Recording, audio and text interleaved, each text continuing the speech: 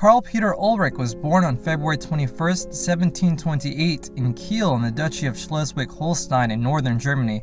He was the only son of Anna and Charles Frederick, who was the Duke of Holstein. He was a grandson of Peter the Great on his mother's side and was heir to the throne of Sweden. When his parents died, he was placed in the care of tutors and servants in the Holstein court. During these tutoring sessions, he was often a poor student and failed almost all of his subjects. At the age of 14, he was brought to Russia by his aunt Empress Elizabeth, who then proclaimed him heir to the Russian throne. Not long after arriving in Russia, an immediate search began to find him a wife. Soon, Princess Sophia was chosen. Unfortunately, Peter took no notice of his wife and frequently tried to avoid her. After the death of his aunt Elizabeth, he acceded to the throne and immediately withdrew Russia from its war with Prussia. He then negotiated an alliance with its former enemy. Now, because of this and other unpopular decisions, he became vulnerable and was soon overthrown. 3 weeks later, he was assassinated. Now, with his short life and reign concluded, here are 10 interesting facts about Peter III of Russia. Fact number 1. After his father died, his tutor Otto Brummer terrorized him as a child. Brummer would mock and humiliate Peter and often beat him with a stick. At times, he would not allow Peter to have any meals and forced him to watch others eat. Fact number 2. A few weeks before his wedding, he confessed to his wife-to-be that he was actually in love with someone else, but would marry her instead because his aunt wished it.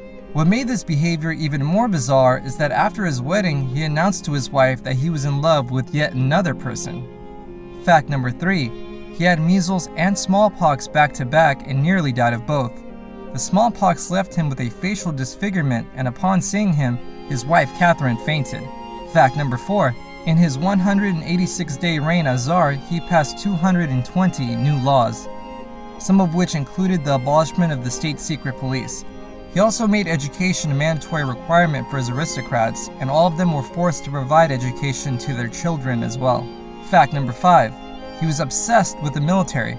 When he was a teen, he would make his tutors and servants march, countermarch in parade, and ground drill around his bed for hours.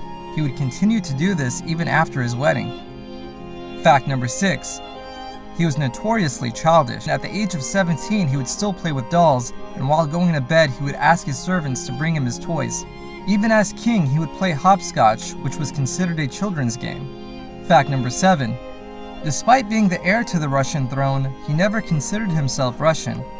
Growing up in Prussia as Duke of Holstein, he always referred to Prussia as his country. He hated anything relating to Russian customs and would prefer to speak German. Fact number 8. He was obsessed with Frederick the Great. As king, he frequently gave toasts to the health of Frederick, and once said that a ring he possessed with a portrait of Frederick was his most prized possession. When he took over Russia during the end of the war with Prussia, he let Frederick set the peace terms. Despite currently winning the war and Frederick having his capital sacked, the treaty wiped out all of Russia's gains. Fact number 9. He was likely killed due to strangulation. His guard, Alexis Orlov, who played a major role in the coup, wrote a letter to Catherine stating that during dinner, there was an argument between Peter and one of his guards, with the end result being that Peter was killed. It was later rumored that they tried to suffocate Peter under a mattress, but after he escaped, they cornered him and strangled him with a scarf. During the open funeral, there was a large scarf covering his neck and bruising on his face. Fact number 10. Although he was announced as emperor in the Russian Senate, he was never actually crowned. In traditional Russian customs, a new emperor or empress would be crowned in a ceremony at the Kremlin, which would consecrate their reign. Every Russian emperor and empress had been crowned before Peter III. And there you have it. Those are 10 interesting facts about Peter III of Russia. If you enjoyed the video, be sure to like and subscribe, and we'll see y'all next time.